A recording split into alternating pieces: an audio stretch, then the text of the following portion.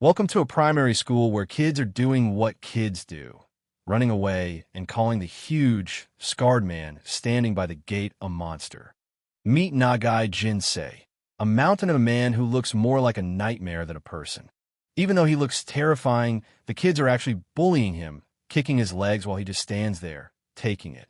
But the second a little girl, named Ayumi in Joji, shows up, his scary face melts into a massive, goofy grin. To her, he's just Jinsei. Suddenly, disaster strikes. Ayumi trips while crossing the street, just as a car comes speeding around the corner. Without a moment's hesitation, Jinsei lunges forward. Time seems to slow down as he throws his massive body into the path of the vehicle. Crash! The sound of metal crunching echoes through the air as Jinsei shields Ayumi from the impact. This isn't just a rescue. It's a display of superhuman strength. Look at that car. The front end is completely totaled. But Jinsei? He doesn't have a scratch on him. He's just worried about little Lady Ayumi, who only has a tiny nosebleed. He laughs it off, telling her she needs to be more careful next time. The driver gets out, but he's not checking to see if they're okay. He's screaming at Jinsei for jumping out into the road and wrecking his expensive car. Talk about priorities, right? Jinsei couldn't care less about the car or the man's yelling. He just wants to get Ayumi home safely. But as they walk away, the driver makes the mistake of calling him a baldy. Bad move. For a split second, a flash of pure, cold rage crosses Jinsei's face. The look of a man who has seen far too much violence. But then, for Ayumi's sake, he swallows it down and forces a smile. No, I'm not fighting, he assures her. Turns out, Jinsei isn't just a random guy. He's driving a high-end Bentley. He laughs along as Ayumi teases him about his thinning hair. It's clear these two have a bond that goes beyond just bodyguard in charge. They arrive at the Injoji estate, a grand, traditional mansion. But there's a different kind of monster waiting inside today. Someone is trying to muscle their way in. This Yakuza talkbat up, a cocky punk with a bowl cut, is trying to pressure the lady of the house into selling her property. He claims they want to build a senior care home, but his oily smile says otherwise. But Funen and Joji isn't some pushover. This land was her husband's legacy, and she makes it crystal clear that she has no intention of handing it over to a bunch of thugs. The Yakuza punk tries to play on her loneliness, mentioning it's been 3 years since her husband died. He's trying to find a crack in her resolve, but he's just making her more disgusted. He gets even creepier, acting all sensitive while looking at her like a piece of meat. The missus has had enough and tells him to get out of her sight. He leaves with a smug threat, calling himself a fan of hers. Oh, buddy, you have no idea who's at the door. As he steps out, he finds his path blocked by a literal wall of muscle. Jinsei is back, and he overheard everything. The air in the hallway suddenly feels very, very cold. Bam! Without a word, Jinsei looms over the Yakuza talkbat up. The sheer pressure coming off this man is enough to make the punk's knees shake. This isn't the monster the kids were playing with. Before the guy can even scream, Jinsei has him by the throat, lifting him off the ground with one hand. The Yakuza punk's face turns purple as his feet dangle uselessly. This is the raw power of a legend. Funen and Joji has to step in before Jinsei actually snaps the guy's neck. Jinsei looks back at her, his expression disturbingly calm as he asks, "Can I kill him, ma'am?" He's not joking. The missus tells him to stop, so Jinsei forces the punk into a humiliating kowtow. "You better thank the missus," he growls, grinding the man's face into the floorboards. The power dynamic has completely flipped. Jinsei gives him a terrifying final warning. If he ever sets foot here again, Jinsei will pluck every single hair out of his head. He introduces himself as Nagai Jinsei, a humble employee of the household. The punk scrambles away in pure terror. Back at the Yakuza headquarters, the boss is having a heart attack when he hears the name Nagai Jinsei. He knows exactly who that man is, and he can't believe his underling was stupid enough to provoke him. We get a glimpse into the past, the legend of bare-knuckle Jinsei, a man so terrifying that just a look from him could make hardened Yakuza officers shiver. He was a force of nature in the underworld. The stories are insane. They say he once raided an enemy office completely alone, taking out 15 armed men while being stabbed 10 times and shot 6 times without even blinking. He's not a man, he's a living tank. The boss reveals that this legendary monster suddenly quit the life 3 years ago to go straight. He never imagined bare-knuckle Jinsei would end up as a humble servant for the Enjoji family, trading his reputation for a quiet life. But greed is a powerful drug, and the Yakuza talkbat up is too stubborn to listen. He's hell-bent on taking that land, little realizing that the terrifying legend he's hunting is currently busy settling into his new, much more peaceful reality. Even a legendary Yakuza has to do the chores. Here's Nagai Jinsei, looking like a giant in a vest, sweeping the courtyard of the Enjoji estate while someone tells him to look at the camera. It's a peaceful, ordinary day, or at least as ordinary as life gets with a 120 kilograms bodyguard. It's Ayumi and Joji's birthday, and the family is getting a portrait taken. Ayumi and her mother, the missus, are all smiles, but when they invite Jinsei to join the picture, he looks absolutely stunned. He's just the employee, right? He can't believe they'd want him in their family photo. Jinsei tries to wave them off, blushing and stammering that he couldn't possibly join. But the missus gives him a look of pure kindness and tells him, "But you're a member of this family, aren't you, Jinsei?" That one word, family, hits him like a freight train. You can see the tears welling up in his eyes. For someone who spent his life in the gutter, this is everything. He's still incredibly self-conscious, though.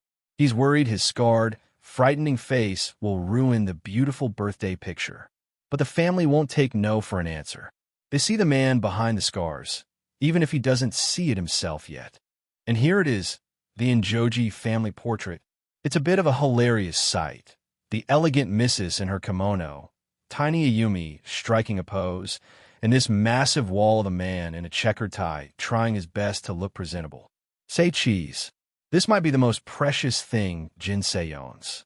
Later, as Ayumi runs around playing, the missus and Jinsei share a quiet moment. He mentions that the suit he wore, which belonged to her late husband, was a bit tight on him. She smiles, remembering her husband was a big man too. It's a bittersweet reminder of the man who isn't there to see Ayumi turn 8. The missus worries that she might be spoiling Ayumi a little too much since she's an only child. Jinsei, looking surprisingly gentle, tells her there's nothing wrong with that. He knows Ayumi needs all the love she can get now that her father is gone. He's stepping into a role he never expected to fill. We see a brief, tragic flash of that day. The car accident that took Ayumi's father. It happened on an urgent errand, a sudden tragedy that changed their lives forever and brought Jinsei into their world. Jinsei is still haunted by it. He hangs his head, wishing he had been the one driving that day. He carries the weight of a protector who feels he failed before he even started. But the missus is at peace. She believes her husband's time had just come. She's strong, but you can see the sadness in her eyes. The heavy mood is quickly broken by Ayumi, who has no idea about the tragedy being discussed. She starts tugging on Jinsei's hair, or what's left of it. He looks like he's contemplating his life choices as his boss's daughter uses him as a jungle gym. Ayumi decides Jinsei needs a makeover and starts sticking flowers into his hair. He panics, yelling "not the hair," while the missus can't help but giggle at the sight of her legendary bodyguard looking like a flower garden. It's a rare moment of pure, domestic bliss for a man who used to be a monster. But even in the middle of all this happiness, Jinsei has his insecurities. We see his small apartment, where the shelves are packed with every hair growth tonic and medicinal hair king lotion you can imagine. He might be invincible in a fight, but he's losing the war against male pattern baldness. Back in his room, Jinsei sits in a formal kneeling position, staring at a small object on the floor. It's the family photo they took. The monster who once DP'd 10-15 Doi Thursday with his bare hands is now just a man cherishing a single memory. He looks at the photo with a soft, rare smile, whispering family to himself. For the first time in his life, he has a place where he belongs.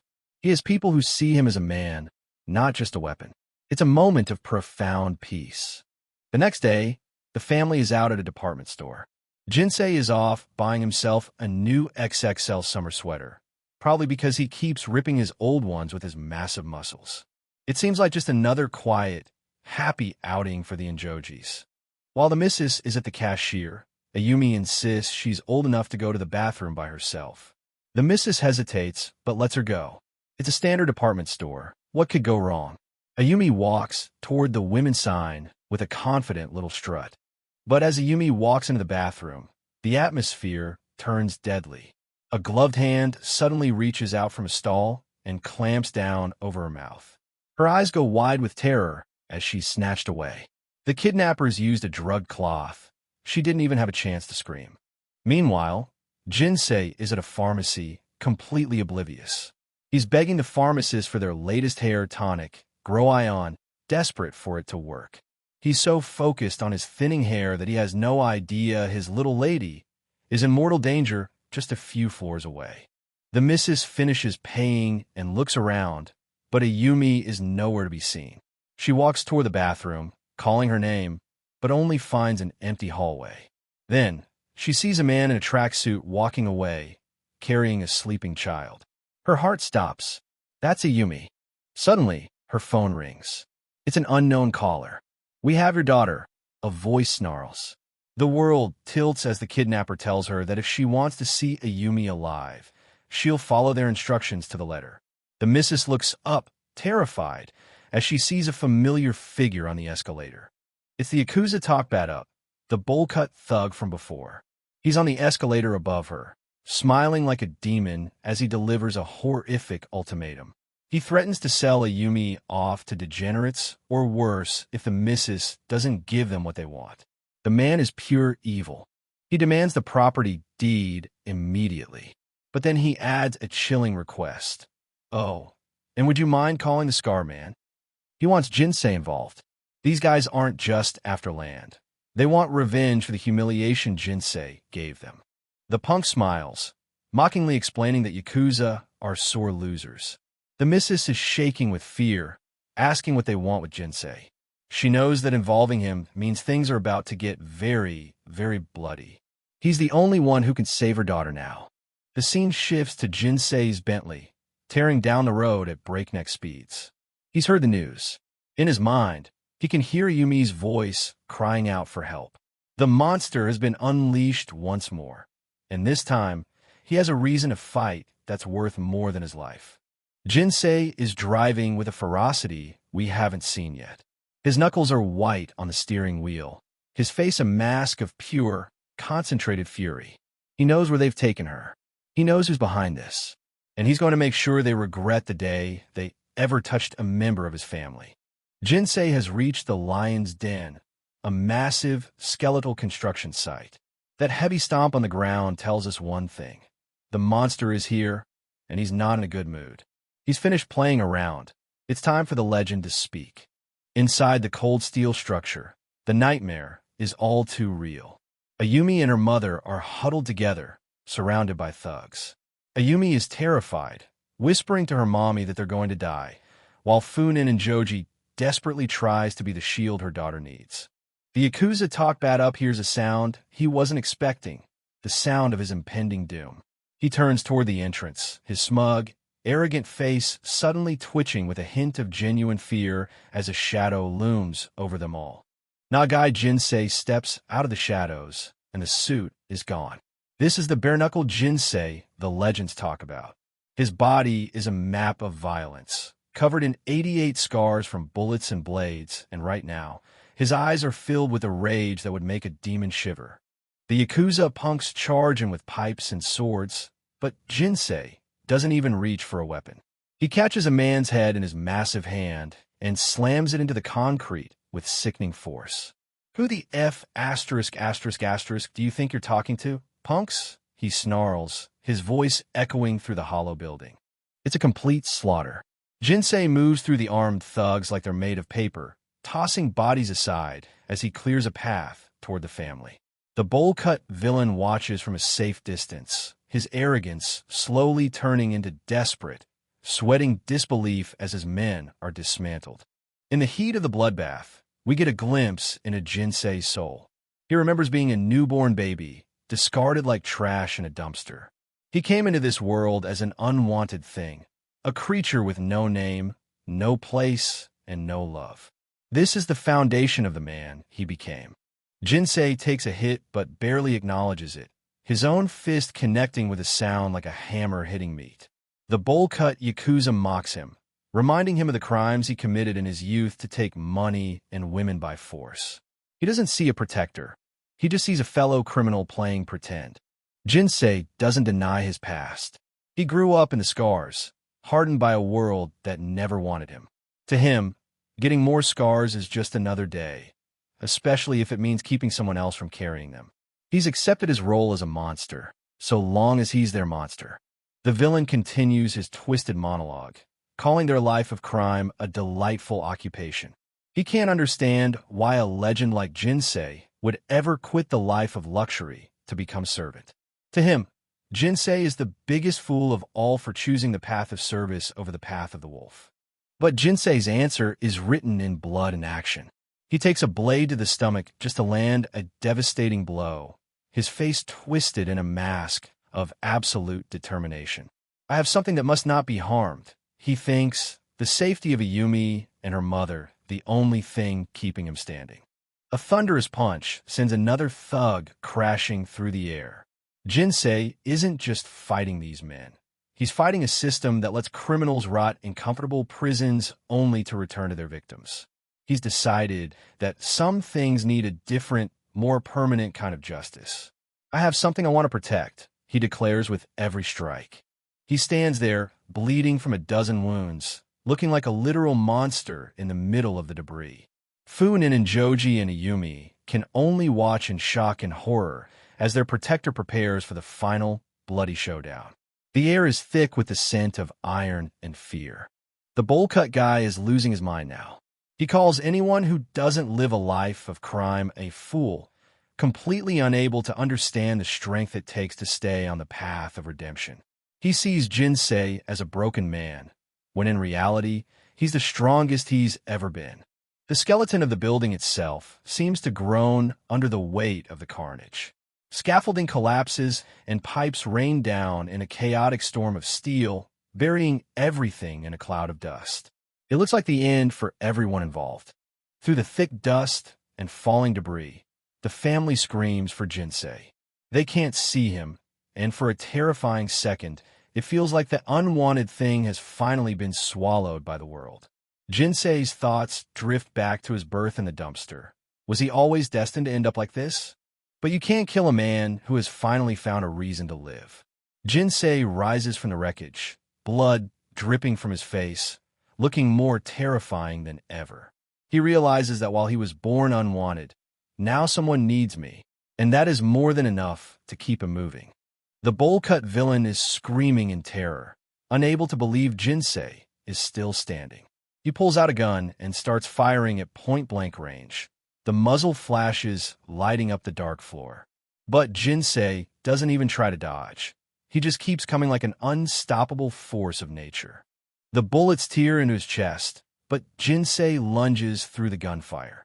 He grabs the villain and delivers a question that echoes through the empty building. Do you know anything about love, mother F*******? It's a final, brutal lesson in what actually gives a person power. One final, earth-shattering blow ends the fight, sending the villain into the dirt. Jinsei collapses to his knees, the adrenaline finally starting to fade as the sheer weight of his injuries takes hold. He's done his job. The missus and the little lady are safe.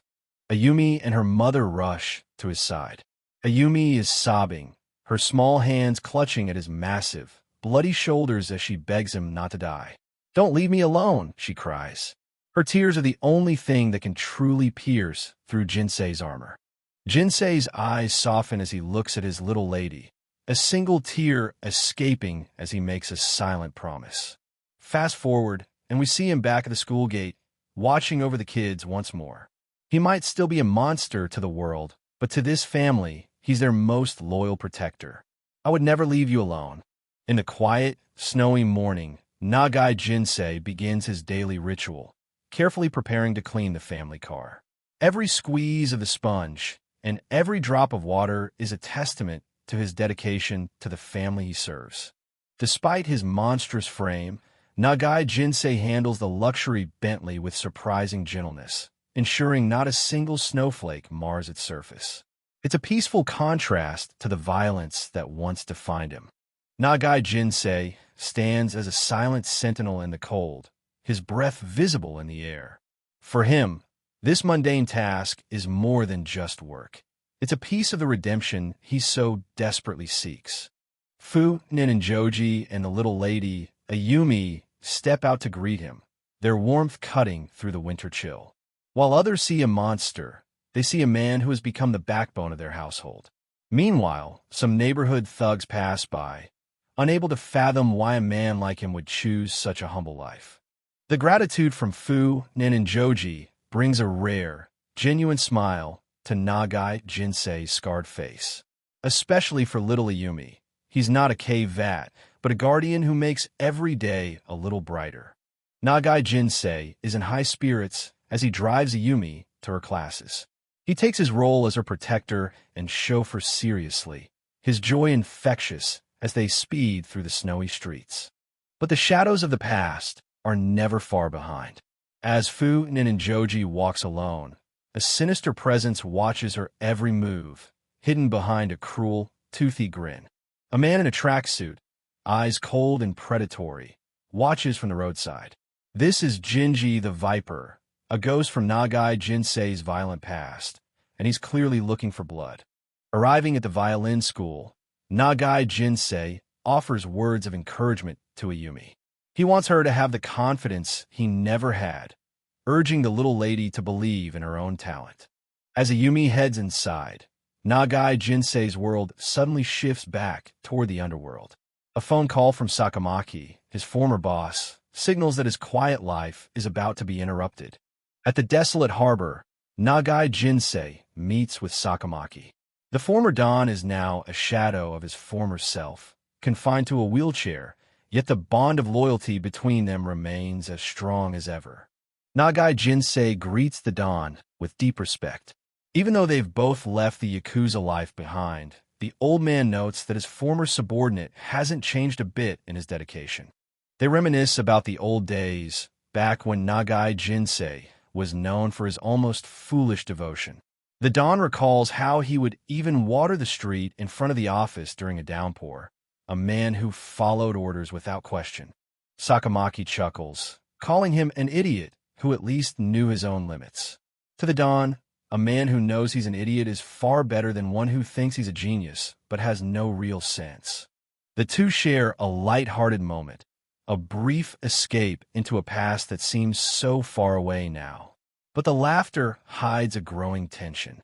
The conversation takes a dark turn as Sakamaki asks why Nagai Jinsei wanted to see him. The peace they've found is fragile, and the shadows are closing in. The Don brings up a name that sends a chill through the air, Jinji the Viper. A notorious hitman hired by the Gakushu Alliance, a man Nagai Jinsei would surely remember from 6 years ago. The harbor remains still as the gravity of the threat sinks in. The ghosts of the past aren't just haunting them, they're actively hunting them. Suddenly, the silence is shattered. Blood sprays as an unseen shooter opens fire, the Don's body jerking under the impact. In a flash, the harbor becomes a kill zone. Jinji the Viper reveals himself, twin pistols blazing.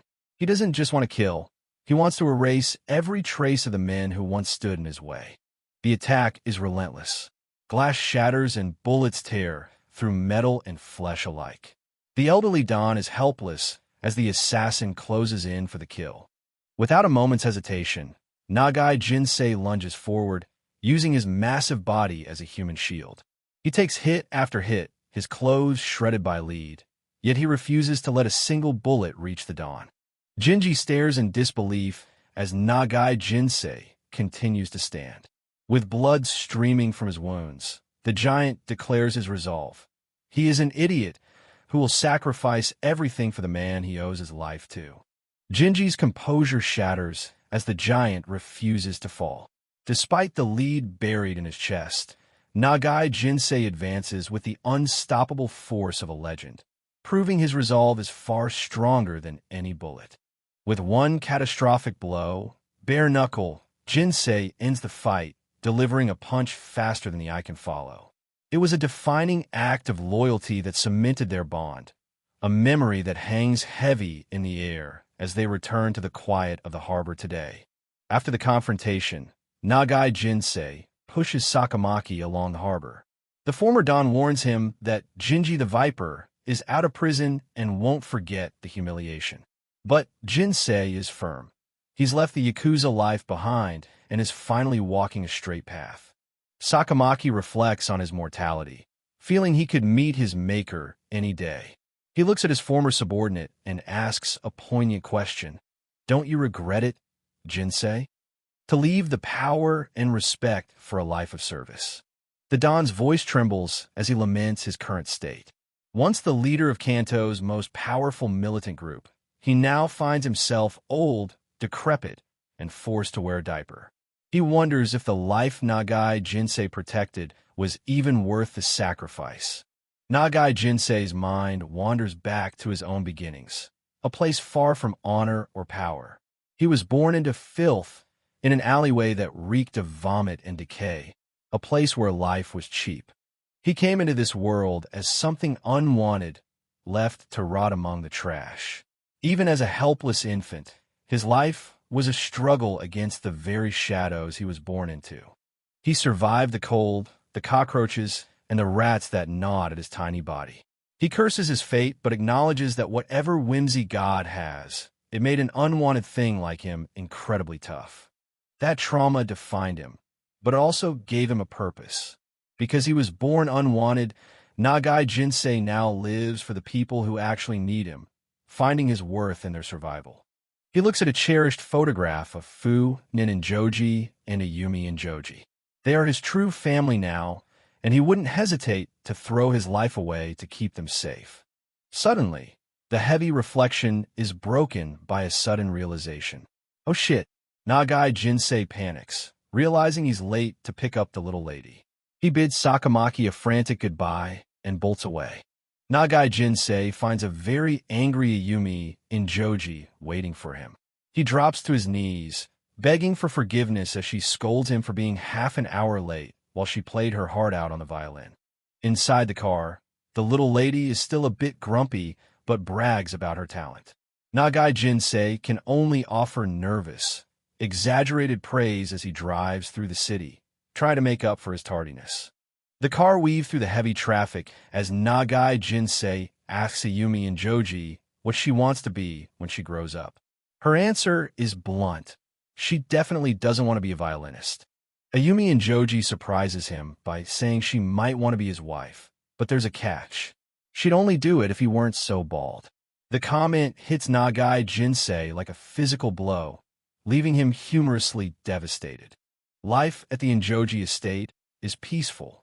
Fu Nin and Joji runs her flower arrangement school, teaching students about the harmony and growth found within nature. Nagai Jinsei watches from the side, a massive, silent observer of this delicate art. As Fu Nin and Joji speaks about the resonance between different plants, Nagai Jinsei watches with a gentle smile. But the narrative shifts to a darker place, a cold prison cell where inmates lie in the shadows. In the prison workshop, the gossip never stops. The inmates speak about the legends of the Yakuza society, and one name stands above the rest when it comes to raw courage and balls. They're talking about bare-knuckle Jinsei, the one-man-per-second legend. Even in this den of criminals, Nagai Jinsei's heroic stories are told with a mix of awe and fear. Meanwhile, a cold-eyed man with glasses listens intently. The inmates recount the most famous legend of all, how Nagai Jinsei took out 10 armed Yakuza, raiding his office in just 10 seconds. He fought head-on, never flinching, no matter what weapons his opponents carried. To these men, Nagai Jinsei was a real man among men, a titan who stood tall amidst the blood and chaos. His image is etched into their minds as the ultimate warrior of the underworld. The legendary stories are interrupted by sudden violence. Jinji the Viper, ever the predator, lashes out at another inmate with a sharp tool, reminding everyone that he is just as dangerous as the man they are talking about. Back at the estate, Ayumi in Joji practices her violin in her room, a peaceful scene that contrasts with Nagai Jinsei's own private moment. He lies alone, perhaps dwelling on the scars that remind him of a life he's trying to leave behind. Fu, Nin in Joji takes a quiet moment for herself in the bath, unaware of the danger closing in. A foggy handprint on the glass hints at a presence that shouldn't be there. Panic strikes as a shadow looms behind the glass. Jinji the Viper has infiltrated their sanctuary, his menacing presence shattering the peace and leaving Fu, Nin, and Joji terrified. A cold predator looms over the scene, his shadow cast against the glass as Fu, Nin, and Joji screams in terror. Jinji the Viper has infiltrated their sanctuary, turning a peaceful evening into a nightmare as he sets his cruel revenge into motion. Meanwhile, in the quiet of his own quarters, Nagai Jinsei is preoccupied with a much more personal struggle, his nightly ritual for hair growth. Surrounded by tonics and lotions, he tells himself to never give up, completely oblivious to the fact that his peaceful world is about to be shattered.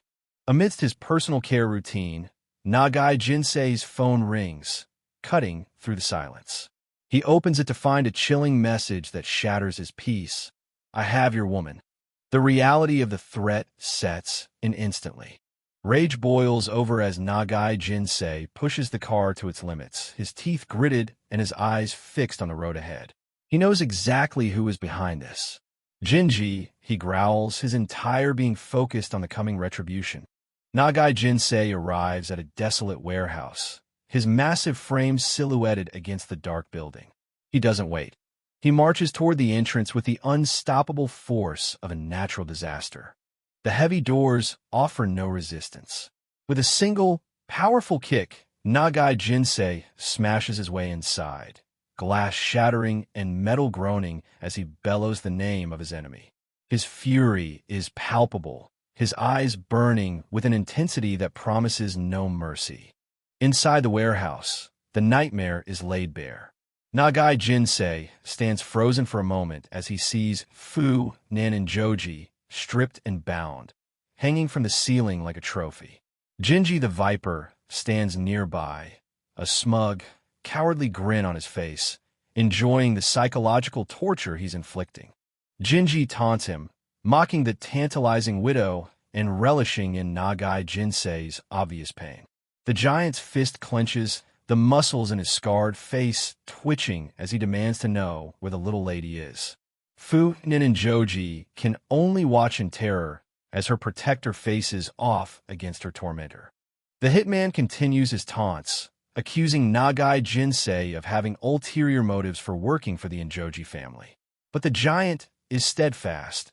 He owes his life to the late Mr. Enjoji, and his only goal is to protect the wife and daughter left behind.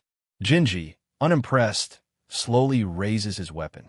The silence is shattered by the thunderous crack of a gunshot. Jinji fires, the muzzle flash illuminating his cold, calculated malice. He's no longer just playing games. He's ready to end this legend once and for all. Jinji fires again and again, his words dripping with venom as he accuses Nagai Jinsei of wanting the missus for himself. He calls him a sleazebag, projecting his own twisted thoughts onto the man who only wants to serve. Despite the reign of lead, Nagai Jinsei doesn't flinch.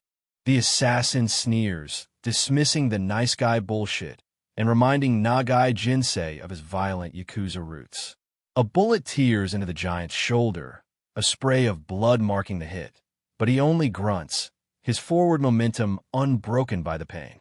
Another bullet finds its mark, this time in Nagai Jinsei's thigh. Blood flows freely down his massive arm and leg, but he stands like an unshakable fortress. Fu, Nin, and Joji screams his name, her heart breaking as she witnesses her protector taking blow after blow to reach her. Jinji's smugness fades into shock as Nagai Jinsei continues to loom over him. The giant's breath is heavy, his body riddled with wounds. Yet he looks at Fu, Nin, and Joji and asks for the one thing he needs to finish this. "Can I kill him, ma'am?" Jinji, desperate now, realizes he isn't fighting the man from 6 years ago. Fu Ninjoji is torn between her humanity and the brutality of the situation. Her eyes are filled with tears as she finally gives the order. Don't kill him, but take him out. It's the permission Nagai Jinsei needed to unleash the beast within. Nagai Jinsei charges forward like a juggernaut, his internal monologue a chaotic mix of devotion and duty. He shouts about a love that he can never truly possess, a feeling that drives him to madness even as he rejects it. He is a man possessed, his only goal to crush the serpent before him. The hit lands with the force of a wrecking ball. Nagai Jinsei's fist connects with Jinji's jaw, the impact so powerful it seems to warp the very air. In this moment, the bare-knuckle legend is reborn, proving that no amount of bullets can stop the righteous fury of a man protecting his home. Jinji the Viper is pulverized, his glasses shattering as his head is snapped back by the sheer force of the blow. Nagai Jinsei bellows his truth. The pain of love and loyalty hurts a fuckton more than any physical punch. The assassin is sent sprawling. His reign of terror ended in a single, brutal instant. The warehouse walls seem to shake as the battle concludes. The violence is over, leaving only the wreckage of the fight and the heavy silence of the aftermath. Exhausted and bleeding, Nagai Jinsei lowers Fu Ninjoji to safety. His first thought is for the girl. Where's the little lady? The widow, overwhelmed and vulnerable, begs him not to look at her in her current state. With the gentleness of a father, he promises her he won't. His thoughts shift to a much warmer memory. He sees Ayumi in Joji, her face lighting up as she plays her violin and playfully says boo. This is the little lady who has given his life a new meaning, a beacon of innocence in his scarred world. Back in the present, Nagai Jinsei stands outside the violin school, listening to the music within. It's a peaceful contrast to the violence he just endured. He smiles, content to be the silent guardian of her future. Nagai Jinsei's mind drifts back to an even older memory, a time when he was just a stray in the rain, standing over a pile of trash. Back then, a man like him didn't even know the meaning of the word love. Life was just a series of cold, hard days. The young Nagai Jinsei, already scarred and hardened, stares out into the downpour. The rain is a constant companion to his loneliness, a cold reminder of his status as an outsider in a world that never wanted him. His attention is caught by a tiny stray puppy huddled in a soggy cardboard box, while crows circle overhead, waiting for it to fail. His companion, Bro Amada, dismisses the creature as just another stray dog, but Nagai Jinsei sees something else. Just like us, Amada mutters, predicting the puppy will only grow into another violent stray if it survives. Nagai Jinsei stares down at the shivering creature, seeing his own reflection in those innocent, fearful eyes. In this harsh world, he's beginning to realize that survival isn't just about being tough. It's about what you choose to protect. Choosing to walk away into the soaking downpour, Nagai Jinsei leaves his umbrella behind to shield the pup. It's a rare spark of humanity, the first time he's ever truly protected something weaker than himself. But as he would soon learn, even the smallest act of mercy can't always ward off the crushing tragedies that come with a life of violence. The weight of Nagai Jinsei's past is revealed through the tragic end of a local restaurant. A simple sign on the door announces its closure, but the reality behind it is far more harrowing than just a business failing. Inside, Nagai Jinsei and his companion stand over the evidence of a desperate act, a spilled bottle of pills. They never imagined that the owner, a man with simple dreams of an Italian restaurant, would be pushed to such a dark extreme. The scene is devastating, a family suicide. 3 lives extinguished because of the crushing weight of illegal loans and the ruthless nature of the world Nagai Jinsei inhabits. It's a grim reminder of the consequences of the Yakuza's dirty work. Nagai Jinsei stares at a photograph of the family in happier times, surrounded by the very documents that led to their demise. He acknowledges the cold truth. The Yakuza is a fucked up line of work that destroys lives even when they don't pull the trigger themselves. His companion points out that their profits come precisely from these tragedies, a cynical view of their profession. But Nagai Jinsei's focus remains on the child, a young life cut short before it even had a chance to begin. In a moment of profound sadness, Nagai Jinsei admits to envying the dead child. He was thrown out with the actual trash as a baby, left entirely alone, whereas this child was at least wanted enough to be taken into the next world by his parents. The narrative flashes back to that original sin, an infant Nagai Jinsei abandoned on a heap of garbage bags. His parents didn't even have the mercy to kill him. They simply discarded him, leaving the struggle for survival entirely up to him. Back in his younger adult days, Nagai Jinsei receives word of trouble at a shop under their protection. Even then, he showed a sliver of humanity, urging his friend to spend time with his own family while he handled the business alone. Returning to the spot where he left the stray puppy, Nagai Jinsei is surprised to find the box empty and his umbrella gone. He wonders, his curiosity piqued. He spots a young girl walking away with the puppy safely tucked under his umbrella. It seems the small act of kindness he started has been carried forward by someone even more innocent. He watches from a distance as she speaks to the pup with pure compassion. She can't take it home because of her father's allergies, yet she refuses to leave it defenseless in the storm. The girl promises to come back and feed the puppy every day, her small smile reflecting a kindness that Nagai Jinsei rarely sees. He watches from the shadows, a rare, genuine smile touching his own face, the monster being softened by a child's grace. The piece is short-lived as the scene shifts to Club Asuna, where screams of terror ring out. A group of women flee in panic as a customer begins to unleash a wave of mindless violence and vulgarity. Inside the club, a boorish thug is making a scene, trashing the place and assaulting the staff. He believes his money gives him the right to act like a king, unaware that he's on the wrong person's turf. Nagai Jinsei arrives, his massive frame towering over the rowdy group. With a calm but menacing politeness, he suggests the man take his business to a strip club if that's what he's looking for. The air in the room suddenly grows cold. The thug, feeling challenged, smashes a bottle to create a jagged weapon. Unfazed, Nagai Jinsei begins to unbutton his shirt, his voice steady as he notes that this place doesn't serve roaches. Standing bare-chested and fearless, Nagai Jinsei dares the man to stab him. He stands like a mountain of scarred flesh, his presence alone enough to make the thugs hesitate. Nagai Jinsei points to the various marks on his body, gunshots, katana slashes, the records of 100 battles. To him, a jagged glass bottle is nothing more than a toy. If I told you where I got each of my scars, we'd be here all night, he warns.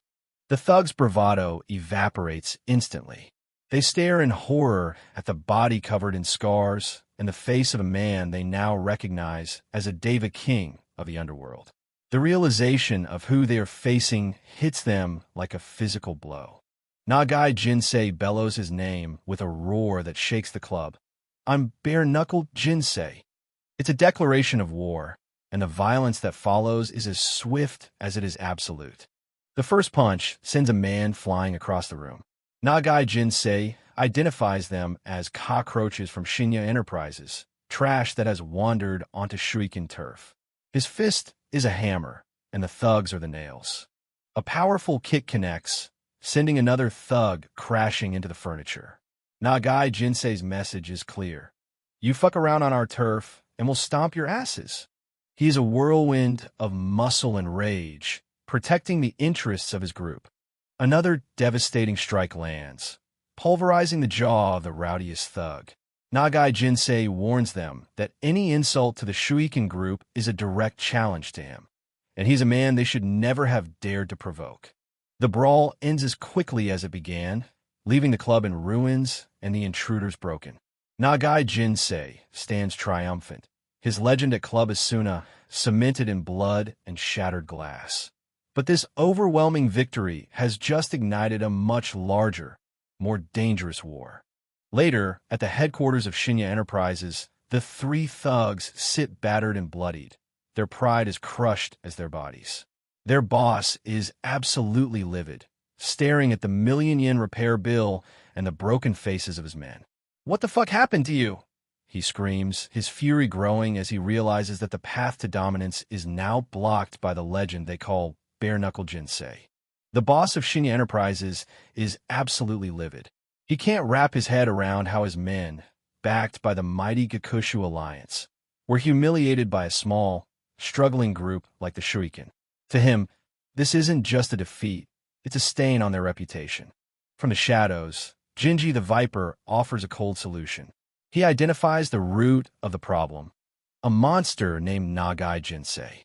Jinji knows that if they can just eliminate him, the Shuriken group will crumble like a house of cards. The boss, intrigued, decides it's time to unleash his most dangerous asset. The tension moves from the underworld to the halls of justice at the Kokubunji police station. The authorities have noticed the escalating violence between Shinya Enterprises and the Shuriken group, and they aren't planning to sit idly by. The newly appointed police chief makes his introduction with a smug, self-assured air. He views the Yakuza as a nuisance to be managed rather than a threat to be feared, and he makes it clear that he wants the violence in his town to stop immediately. Sakamaki and Nagai Jinsei find themselves summoned to the station on a miserable, stormy day. Jinsei is visibly annoyed, questioning if they were dragged out just for a lecture. The atmosphere in the room is thick with mutual dislike. The chief condescendingly refers to their profession as the filthy world of the Yakuza, a remark that nearly sends Nagai Jinsei over the edge. He's ready to retaliate, but Sakamaki's calm command keeps the giant's rage in check. The Don knows that picking a fight with the law is a losing game. The chief is unimpressed by the display of strength, laughing off the tension. He's duly noted Nagai Jinsei's presence, but it's clear he sees himself as the one holding all the power in this town. As they prepare to leave, Nagai Jinsei delivers a final warning, telling the chief to remember his face well. The chief simply laughs again, noting that a face as scarred and frightening as Jinsei's would be impossible to forget. It's a challenge disguised as a joke. Walking out into the rain, Sakamaki provides some context on their new adversary. The chief isn't just a cop. He's from a high-class lineage, a man who would have been a lord in another era. He's the polar opposite of Nagai Jinsei, a man of privilege and high intelligence who sees the Yakuza as nothing more than insects. The rain continues to pour as they reach their car. The sight of the police cruisers in the background is a reminder that they are being watched, and the pressure on the Shuriken group is mounting from all sides. Nagai Jinsei's frustration boils over when he sees the driver waiting inside the car instead of standing outside to greet Sakamaki. The driver's excuse about the weather only fuels Jinsei's anger. To him, there is no excuse for a lack of loyalty. Jinsei delivers a swift, disciplinary punch to the driver. He rages about the split-second delay that could have cost the Don his life. For Nagai Jinsei, protection isn't just a job. It's an absolute commitment that transcends personal comfort. Under the watchful eye of the police chief from the station window, Nagai Jinsei continues to drill the importance of responsibility into the driver. He wants them to understand that in their world, the slightest lapse in judgment can lead to a funeral. Sakamaki remains composed, looking out at the brewing storm. He's playing a dangerous game of politics to keep Shinya Enterprises at bay, hoping to avoid an all-out war that would surely destroy what's left of his group. As they drive along the river, Nagai Jinsei suddenly spots something that makes his blood run cold. He yells for the car to stop and jumps out into the torrential rain, his heart racing with a sudden, desperate urge. He bolts toward the riverbank, the sound of the raging water drowning out everything else.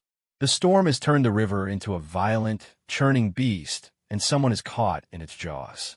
Horrified onlookers scream as a little girl is swept away by the current. She's clinging to the stray puppy Nagai Jinsei had shielded earlier, a tragic sight that hits him right in the soul. The girl is drowning, and time is running out. Nagai Jinsei sees the girl struggling to keep her head and the pups above the waterline. The sheer innocence of her trying to save a stray dog in the face of her own death shatters his composure. He can't let this happen. Without a moment's thought for his own safety, the giant dives into the raging river. He sheds his coat as he leaps, a desperate man, throwing himself into a battle against nature itself. Bystanders can only watch in shock as the man they thought was a monster becomes a savior. Nagai Jinsei yells to the girl to hold on, his voice a roar against the storm as he fights the powerful current. The river is relentless, sweeping them further downstream. The massive bridge pillars loom ahead, a deadly obstacle that threatens to crush anyone caught in the water's path. The crowd gasps in terror as they see them drifting toward the bridge girder. It seems like it's too late, and the tragedy is inevitable. The power of the flood is simply too great for any man to overcome. But Nagai Jinsei isn't any ordinary man. With a Herculean effort, he catches the girl and lifts her high above the churning water, his muscles straining against the force of the flood. "Gotcha!" he bellows, a triumphant cry in the middle of the chaos. The crowd erupts in cheers as Nagai Jinsei catches the girl, but the tension is briefly broken by a bystander's shout. "Nice going, Chrome Dome." Jinsei's roar of anger at the insult is immediate, yet it's quickly drowned out by a far more lethal threat surging through the flood. A massive log, acting as a battering ram of the storm, hurtles toward them. Nagai Jinsei can only brace his massive frame, becoming the ultimate shield to take the impact for the child.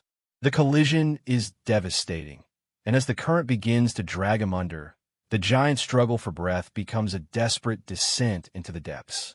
The world goes dark as Nagai Jinsei sinks into the cold depths of the river. Bubbles rise from his lips, a desperate, silent plea for life amidst the crushing weight of the water. In this moment of near death, everything else fades away. Even as his consciousness begins to slip, Nagai Jinsei's grip on the little girl remains ironclad. He refuses to let go, his massive frame acting as a protective anchor in the churning current. To him, her life has become more important than his own survival. Deep beneath the surface, a profound thought strikes the monster. This little girl was willing to die for a stray puppy, a display of pure, selfless chivalry that Nagai Jinsei hasn't seen in a long, long time. He decides right then, he cannot let a soul with such bravery perish. Nagai Jinsei questions the strange sensation in his chest. Is this chivalry, or is it what the world calls love? While he battles his internal monologue in the river's depths, the onlookers on the shore can only wait in agonizing suspense, fearing they've seen the last of the brave savior. In the haze of his fading mind, a blurry image of Fu Neninjoji appears. She is the light in his darkness, the reason he would gladly offer up his life if it meant her world stayed safe. For the first time, Nagai Jinsei has something worth dying for. A memory flashes, a vision of Fu Neninjoji looking down at him with a mix of concern and sadness. Nagai Jinsei had always believed no one would ever cry at his funeral, yet here was a woman who seemed to care for his very existence. Suddenly, Nagai Jinsei's eyes snap open. He finds himself in a hospital bed, alive but utterly disoriented. Fu Neninjoji is right there, her face streaked with tears as she whispers a heartfelt "thank God." The doctor explains that he'd lost consciousness, but his body's sheer resilience brought him back from the brink. The scene shifts to the serene and imposing gates of the Enjoji estate. This is where Nagai Jinsei's journey of redemption truly began, a place of order and peace that stands in stark contrast to the violent world he once inhabited. Inside the traditional home, Fu Neninjoji bows deeply to Nagai Jinsei, her gratitude immeasurable. The giant is visibly flustered, his rough exterior melting into awkward modesty as she thanks him for saving her daughter's life. He insists he was just doing what anyone would have done. Nagai Jinsei blushes, scratching his head in embarrassment as the missus mentions that her husband would want to offer his thanks as well. It's a moment of rare, quiet warmth for a man who spent his life in the shadows. But the warmth is instantly replaced by a shock that leaves Nagai Jinsei speechless. The door slides open to reveal the smug police chief from earlier. The giant's jaw drops as his past and present collide in the most unexpected way possible. "What?" he gasps, realizing the game has just changed once again. A heavy rain washes over the city, blurring the lines between the light and the shadows. Inside a quiet home, the atmosphere is heavy with more than just the humidity. Nagai Jinsei, a man whose face tells 1,000 stories of violence, sits across from Chief Injoji, a man sworn to uphold the law. It's a rare and tense pairing. Despite their opposing worlds, Chief Injoji welcomes Jinsei into his home, sharing a meal and a drink as if they were old friends. The chief knows he's taking a risk, but some debts transcend the badge. After all, Jinsei is the man who saved his daughter's life. Jinsei doesn't sugarcoat his feelings. He hates the police and the system they represent, even as he sits at the chief's table. Chief Injoji doesn't argue. He smiles sadly, admitting that the power of the state often hides the same ugliness found in the underworld. A memory flickers back, a little girl in the rain, clutching a stray puppy.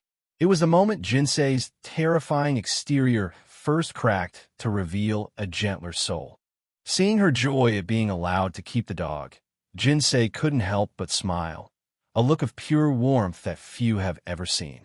The chief is allergic to dogs, but his gratitude for Jinsei outweighed his own comfort. He let his daughter keep the puppy, marking the start of an unlikely bond. They asked Jinsei to be the puppy's godfather and give him a name. For a man who had never been part of a family, the request was overwhelming. At first, he suggested Kabu, after a gambling game, much to the chief's amusement.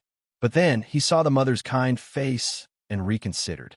With a shy, awkward grin, Jinsei offered a new name, Love. It was simple, earnest, and deeply telling of the heart he hides. The name stuck. To that little girl and her mother, Jinsei wasn't a monster. He was the man who brought love into their home. Back in the present, Jinsei gazes at a photo of the Injoji family. "I'm almost jealous," he whispers, the weight of his own solitude showing for a brief moment. As the drinks flow, Chief Injoji gets boisterous, declaring he'd give his life to protect his family.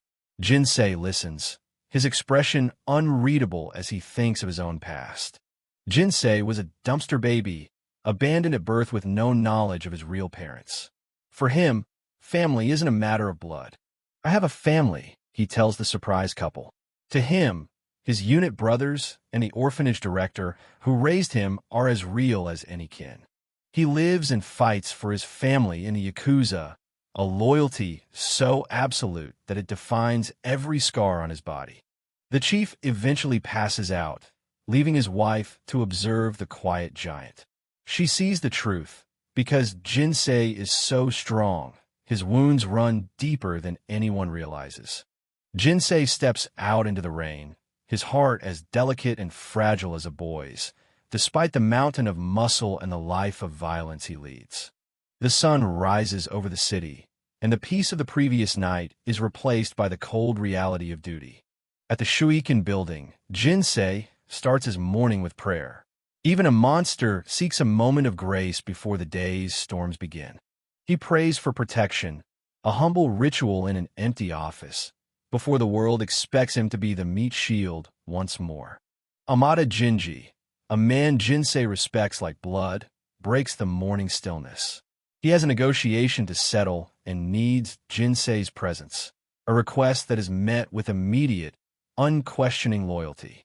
They hit the road, sharing laughs about how much the chief's daughter has grown since the days of love.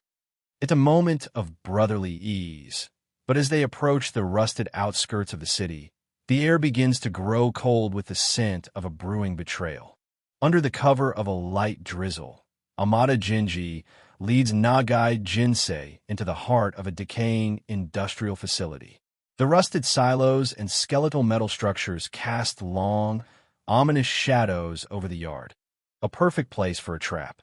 Nagai Jinsei gazes up at the massive structures, his face unreadable. He is a man of unwavering loyalty, following Amada without a shred of doubt. He simply asks, "So what's going on out here, bro?" Unaware that his world is about to be shattered. The silence of the yard is suddenly broken as several men from Shinya Enterprises emerge from the shadows, blocking their exit. Jinsei's combat instincts flare as he realizes they've been led straight into an ambush. The ultimate betrayal is revealed when Amada Jinji draws a pistol and aims it squarely at Jinsei's head. He coldly explains that Shinya Enterprises made him an offer he couldn't refuse: money and power in exchange for Jinsei's life. Staring down the barrel of a gun held by a man he considered a brother, Nagai Jinsei shows no fear, only a deep, weary sadness. Amada mocks him, asking what else matters besides cash, and calling Jinsei a broke-ass Yakuza. Without a moment's hesitation, Amada pulls the trigger, shooting Jinsei in the thigh. As blood sprays and Jinsei staggers from the impact, the Shinya thugs cheer and move in with clubs to finish off the wounded giant. But they have underestimated the monster. Despite the bullet in his leg, Jinsei's primal rage erupts. He catches the first attacker with a devastating punch that shatters the man's face and sends him hurtling backward with bone-crunching force. The industrial yard becomes a scene of absolute carnage. Nagai Jinsei moves like an unstoppable force of nature, swinging his massive arms and tossing the thugs around like dolls, his fury temporarily masking the agony in his leg. Men lie broken and unconscious across the gravel. Amada Jinji, now trembling with fear, keeps his distance and aims his gun again, screaming at Jinsei to stop and calling him a monster. Suddenly, the piercing wail of sirens drowns out the rain. Police cars and a transport bus screech into the factory yard, their flashing lights illuminating the chaos. The Yakuza's arrogance turns to pure panic. Riot police in heavy armor burst from the bus, their boots thundering against the wet ground as they move with disciplined precision to surround the criminals. The officers move in swiftly, tackling the Shinya Enterprise thugs and pinning them to the mud. The criminals' earlier bravado has completely evaporated in the face of the law. It's a total crackdown. Dozens of officers swarm the yard, hauling away the handcuffed Yakuza.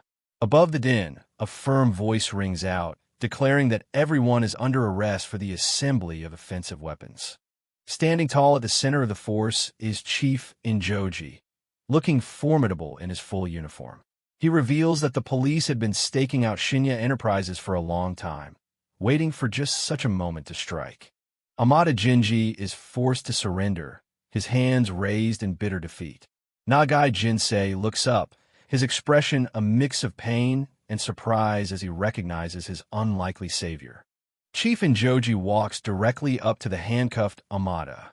He reminds the traitor that Jinsei truly respected him as a brother, a sacred bond that Amada has utterly spat upon for a few stacks of cash. Amada Jinji shows no remorse, spitting back that he never wanted a monster as a brother.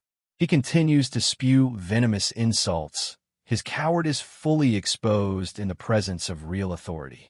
Chief Injoji doesn't waste another word. He delivers a powerful, bone-shattering punch directly into Amada's face, a strike fueled by his own sense of justice. As Amada Jinji stumbles back, clutching his face, the chief stands over him with a grim expression. He tells Amada that he hit him on Jinsei's behalf, because Jinsei is too noble to ever strike someone he once considered family. With the scene under control, Chief Injoji approaches the exhausted Nagai Jinsei, who has finally collapsed onto the gravel.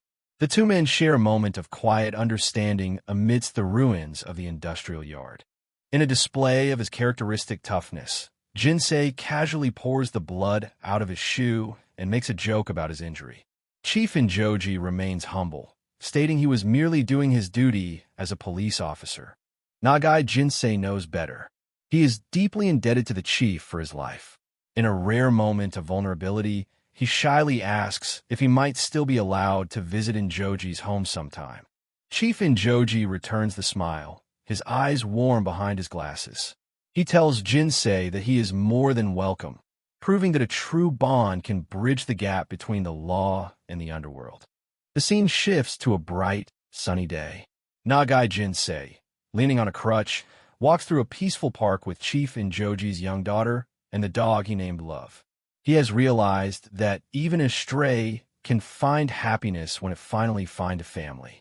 But peace is a fleeting dream.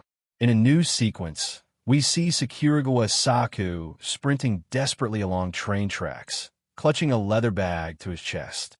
His face is pale with sweat as he gasps for air, fleeing from a threat that is fast approaching. Nagai Jinsei stands at the top of the stone steps, a bouquet of roses in his massive hand. He looks like a man carrying the weight of the world, his expression as cold as the morning air. Later at the Shuiken building, the atmosphere is far from peaceful. Word has reached Jinsei that Sakuragawa Saku, a man he's known since they were kids, has stolen from the group and disappeared. Inside the main office, Sakamaki, the Don, delivers the grim order. Since Saku belongs to a group allied with him, Jinsei is tasked with tracking him down and bringing him in for justice. Kagane Manji, a cunning Yakuza with a permanent smirk behind his round glasses, chimes in. He views Saku as nothing more than a swindler who has shamed their honor. Kagane Manji pushes his luck, taunting Jinsei about their shared past at the orphanage. He mocks the idea of sentimentality, warning Jinsei that there's nothing to be gained from trying to save Saku. The insult to his past is more than Jinsei can take. He lunges forward, grabbing Kagane Manji by the throat, his eyes burning with a rage that's barely contained. Kagane Manji doesn't back down, pulling a gun and pressing it against Jinsei's ribs while keeping that same arrogant smile. Jinsei doesn't even blink, ready to end the man right there. Sakamaki, the Don, slams his desk, ending the confrontation. He reminds Jinsei that his target is Saku, not Kagane Manji. The mission remains the priority. As they drive away, Sakamaki, the Don, asks Jinsei how close he truly was to Saku. Jinsei looks out the window, a simple, yet masking the flood of memories coming back to him. His mind drifts back to the Kokabunji Sunflower Gardens orphanage. Saku had been sent there after being brutally abused by his own parents, a trauma that left him perpetually laughing, a defense mechanism he couldn't control. The other kids would beat him for it, but Saku would just keep laughing. It took Jinsei years to realize that for Saku, laughter wasn't joy. It was a scream for help that no one heard. Saku formed a habit of smiling the hardest when he wanted to cry. Jinsei became his protector back then, looking after him like a little brother. Now, he's the one who has to hunt him down. The city feels cold and indifferent as Jinsei searches the streets, his heart heavy with the conflict between his duty to the family and his bond with Saku. He passes a local market, the mundane cheerfulness of the vendor offering mushrooms a stark contrast to the grim reality of the Yakuza underworld Jinsei is currently navigating. Finally, he finds him. Sakuragawa Saku is standing on a street corner, clutching a heavy bag to his chest with that same nervous, empty smile Jinsei remembers from their childhood. Saku tries to lie his way out, talking about going on a vacation. But Jinsei isn't buying it. He knows exactly what's in that bag and why Saku is running. The confrontation is swift. Jinsei asks about the stolen money, and when Saku can't give a straight answer, Jinsei delivers a single, bone-crunching punch that sends Saku sprawling. Saku lies in the dirt, blood pouring from his nose, yet he's still smiling. He looks up at Jinsei and admits the reason for his desperation. I've fallen in love. He describes a woman who changed everything for him. Pure, kind, and incredibly proud of her country roots. For her, he was willing to throw away his entire life in the Yakuza. Saku is serious. He wants to leave the group, move to his woman's hometown in Fukushima, and start a farm. He wants a normal life, something neither of them ever thought possible. Jinsei's reaction is explosive. He grabs Saku, screaming that a man with their history can't just walk away and live on a farm. He's terrified for Saku, knowing the price of such a betrayal. He punches Saku again, trying to beat some sense into him, but Saku's resolve doesn't break. He's not just running for himself anymore. Saka drops to his knees and begs. He tells Jinsei that his woman is pregnant. His child is growing inside her. He's going to be a father, and he refuses to let his kid grow up abandoned like they were. Meanwhile, at a nearby bus stop, Saka's pregnant wife waits patiently with her luggage. She touches her belly and wonders why Daddy is late, completely unaware of the brutal confrontation and the life-altering decision happening just a few streets away. Jinsei looms over the kneeling Saku, his massive frame a protective shadow against the harsh world. He seizes the bag of stolen loot to settle Saku's debt with the Dawn, but he refuses to let his old friend walk away with nothing. Instead, he reaches for his own wallet to fund Saku's dream of a new life. Nagai Jinsei hands over his own alligator skin wallet, filled with his life savings, to a battered but hopeful Sakuraga Saku. I'll wire you the rest later, he promises, giving his old friend a real chance at a new life. Jinsei looms over Saku, his voice a gravelly roar of tough love. Don't you fucking dare come back to Tokyo again. If you make your brat and wife cry, I'll be the one to fuck you up. It's the only way he knows how to say goodbye. Saka breaks down in tears, his face a mess of blood and joy.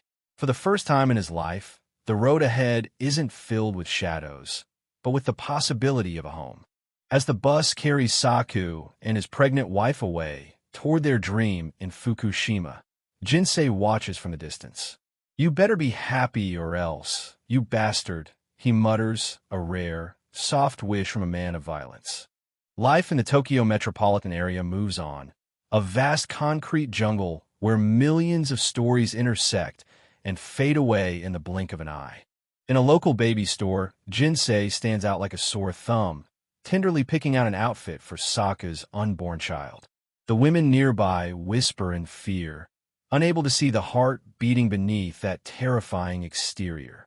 Kagane Manji, the cunning snake of the Tomino group, approaches Jinsei with a sickeningly sweet smile, thanking him for solving the Saka problem. Jinsei ignores him, his mind already on Saku's new life. Kagane Manji hands over a newspaper, his tone chillingly casual. It's a real shame, he says, and Jinsei's heart cold freezes as his eyes scan the front page. The headline screams a horrific truth. The bodies of a man and a pregnant woman were found hanging in a deserted house. The police ruled it a suicide without an investigation. It's Saku and his wife. Their dream was murdered before it could even begin. Jinsei is paralyzed by grief so deep it feels like drowning. Kagane Manji, oblivious or perhaps just cruel, shrugs it off and suggests they go for drinks to celebrate their success. Kagane Manji pulls out a wallet to pay, the same alligator skin wallet Jinsei gave to Saku. In that moment, the truth hits Jinsei like a thunderclap. This bastard didn't just find them, he slaughtered them for the money. The meat shield finally breaks. Jinsei's fist connects with Kagane Manji's face in an explosion of pure, unadulterated fury, shattering his glasses and his arrogance in a single blow. Jinsei becomes a whirlwind of righteous violence. He hammers Kagane Manji into the ground, each strike a roar of vengeance. This one's for Saku, he screams. And this one's for his wife and unborn child. The industrial yard echoes with the sound of the monster's grief, a terrifying and tragic symphony of blood and rage. Jinsei stands over the broken remains of the man who took everything from his friend. He lets out a primal cry that tears through the night air, a scream of a man who tried to be good in a world that only rewards the wicked. The scene shifts to a peaceful traditional gate, a gateway to a world far removed from the blood and filth of the Yakuza. Inside, Jinsei is having dinner with Chiefin Joji and his family. He brought matsutake mushrooms as a gift, trying to find some semblance of normalcy in the warmth of their home. Jinsei enjoys a rare moment of peace, sharing a hot pot with the chief, Mrs. Joji, and little Ayumi.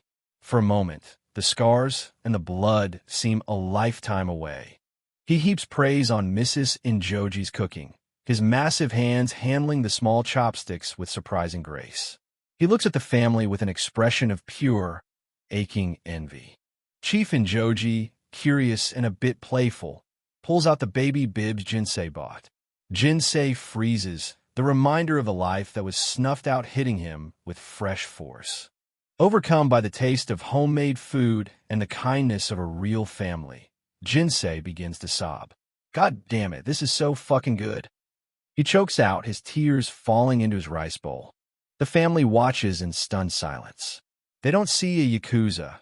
They see a broken man who was born in a dumpster and has spent his whole life searching for the love that is currently sitting right in front of him. If only he could have had a family like this, the narration whispers. Jinsei's journey began in the most tragic of ways, abandoned in a dumpster on the outskirts of Tokyo.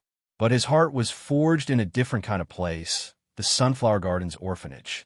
The air is filled with laughter and the scent of festival food as Sunflower Gardens holds its annual bazaar, a vibrant sanctuary for children who have known far too little joy. Right in the heart of the festivities stands Nagai Jinsei, wearing a traditional happy coat and a grin as big as his heart. He's ready to prove that even a Yakuza monster has a role to play when it comes to supporting the place that raised him. At the Sunflower Gardens Bazaar, Nagai Jinsei is in full salesman mode, loudly hawking synthetic leather bags to a captivated crowd. They're real sturdy, ma'am. Only a tenth of the price, he bellows, his terrifying face split by a massive, genuine grin. Finding no takers for the bags, he switches to watches, claiming they're as top-notch as any Swiss brand but entirely domestic. He's trying his hardest to be helpful, even if his methods are a bit questionable. But the hustle is cut short in the director's office. The director of Sunflower Gardens isn't amused by Jinsei's knockoff business strategy. Jinsei tries to defend himself, even admitting he thought about selling adult DVDs but drew the line there. The director is justifiably horrified. She lets out a weary sigh, calling him just as much of an idiot as he was when he was a kid. Jinsei can only rub his head and let out an embarrassed laugh. Some things never change. The mood shifts instantly as the reality of recent events settles back in. The newspaper report about Sakuraga Saku's tragic death lies between them, a grim reminder of the world Jinsei inhabits. The director confesses she cried her eyes out after reading it. Jinsei bows his head, the guilt of Saku's death on his watch weighing heavy on his broad shoulders. He offers a deep, sincere apology, but the director gently tells him not to blame himself. It wasn't his fault. She looks at him with maternal kindness, urging him to live a meaningful life for Saku's sake and to stop putting himself in danger. For a moment, Jinsei isn't a fearsome Yakuza, but just a son being looked after. The somber moment is broken as a group of children burst into the office, their faces lighting up at the sight of their favorite visitor. "Mr. Jinsei," they shout, mobbing him with pure, unfiltered joy. Jinsei is a different man around the kids. He laughs as they swarm him, greeting young Subaru with a warm pat on the head. To them, he's not a monster, he's a playmate. Subaru beams with pride, pointing out his mother in the crowded bazaar. Jinsei follows the boy's gaze, his own eyes softening at the sight of the woman who came for her child. When Subaru announces that he gets to live with his mommy next month, Jinsei's emotional dam finally breaks. He starts sobbing, overwhelmed with happiness for the boy who finally found a home. He pulls Subaru into a crushing hug, calling him a lucky bastard through his tears. The director watches the two of them, a knowing, slightly sad smile on her face. To Jinsei, every child's escape from the orphanage is a victory he never had. As they walk down the quiet hallway, the director notes the strange irony of Jinsei's life. Adults are terrified of him, yet children gravitate toward his kindness without hesitation. To them, he's just a big, friendly monster. She looks at a photo of all the children under her care. Every single one of them shares Subaru's dream of being picked up by their parents, but for most, that dream will never come true. The director pivots to a more personal question, asking if Jinsei has found a woman for himself yet. Jinsei immediately panics, his face turning red as he denies having anyone like that in his life. He gets increasingly flustered as she continues to tease him. For a man who survives gang wars, a conversation about his love life is the most terrifying thing he's faced all day.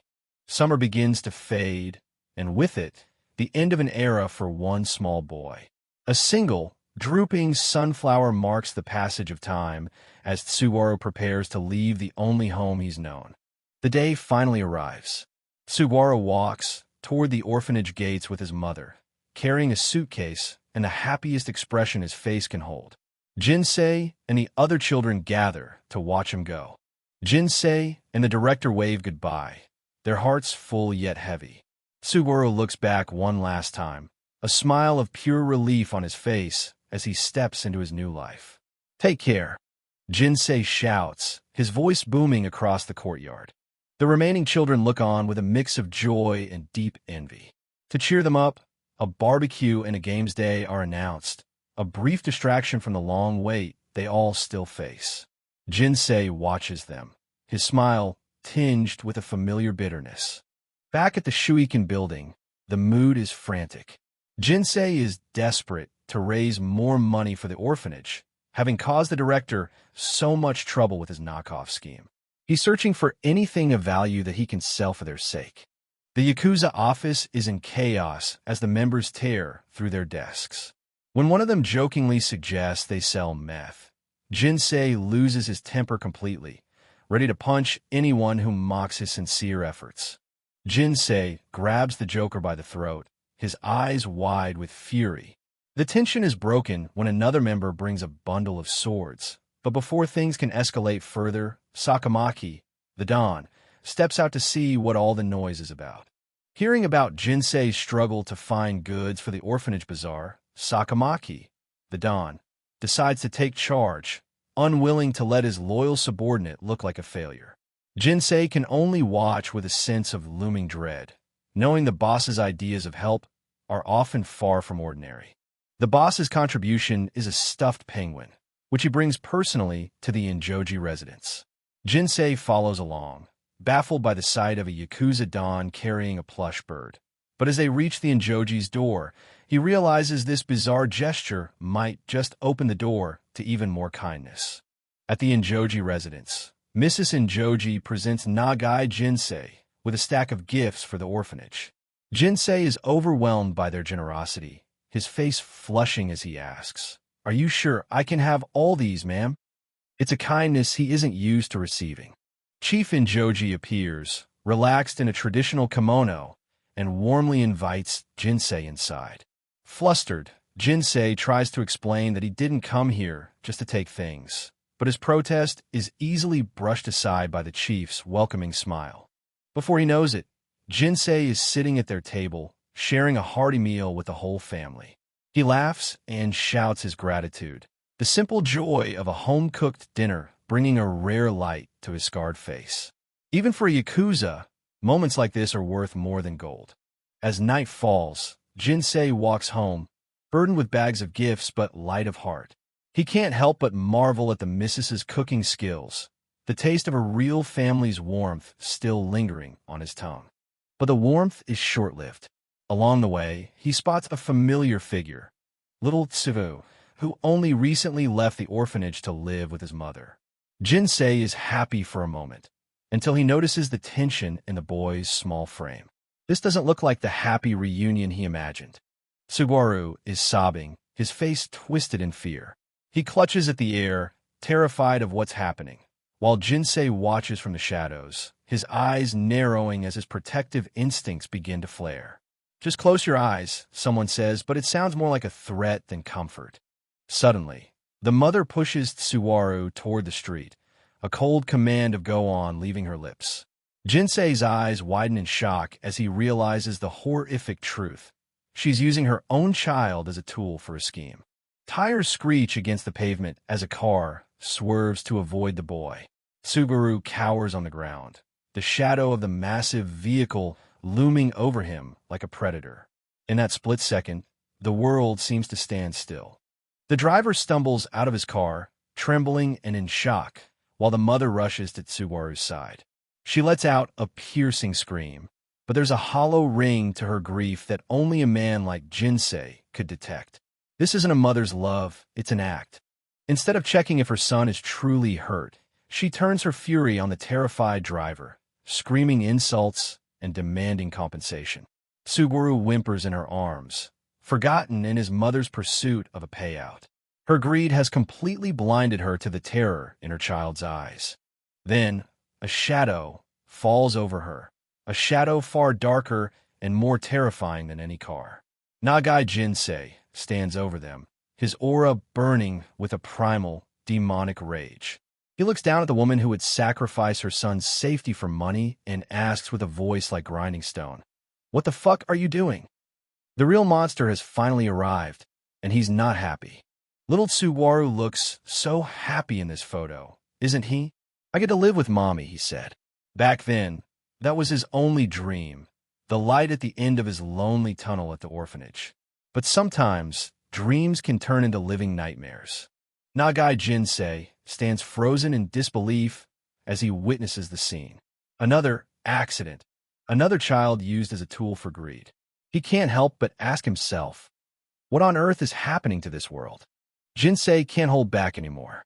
He confronts the woman, his voice trembling with a mix of rage and sorrow. "Why would you harm your own child? Why do something so tragic?" But his words only meet a wall of cold defiance. Tears well up in Jinsei's eyes. He knows Tsuwaru better than anyone.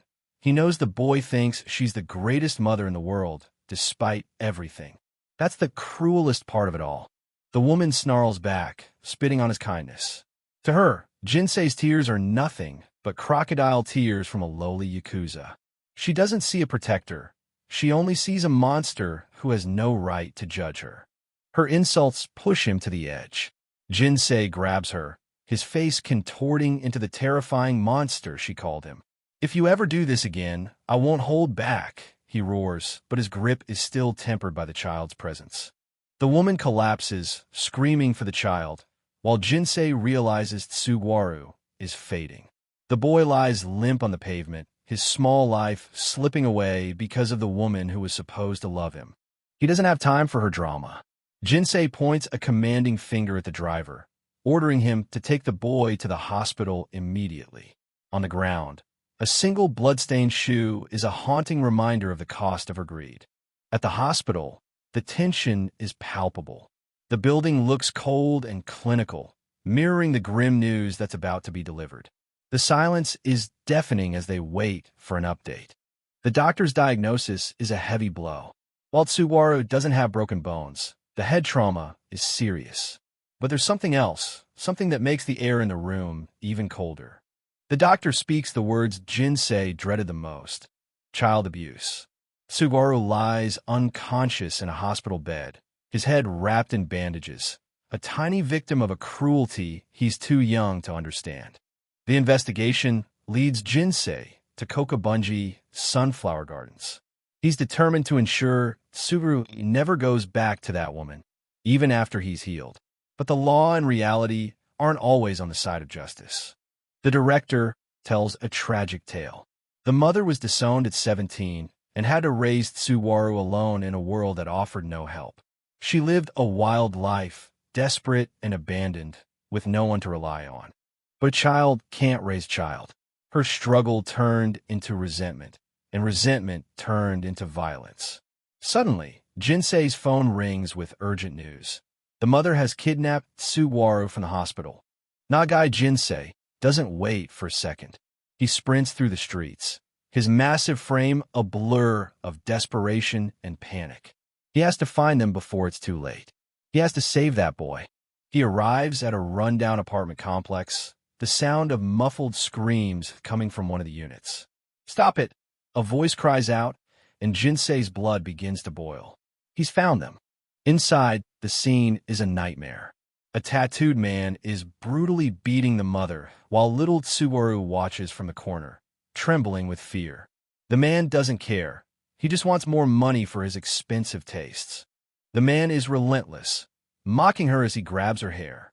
He threatens to send her to work in the underworld if she doesn't come up with the cash. The air is thick with the stench of alcohol and cruelty. And then comes the ultimate betrayal.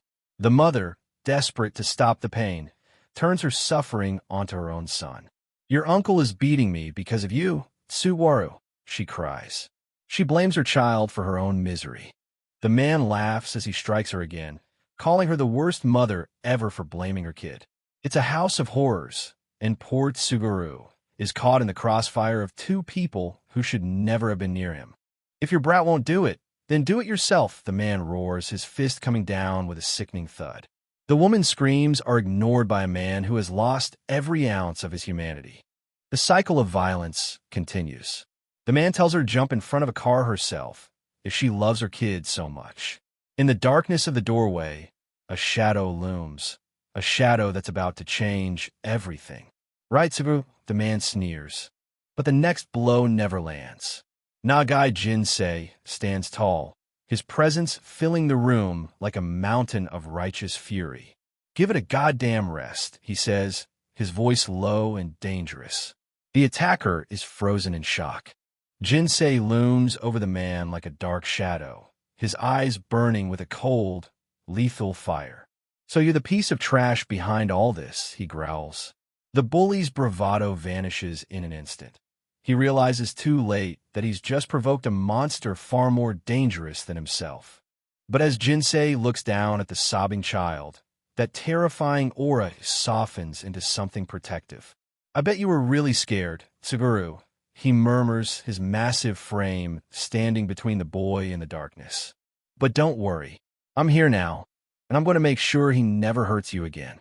"I'm sorry about this, Tsuwaru. Cover your eyes until I say so." Jinsei knows what's about to happen won't be pretty.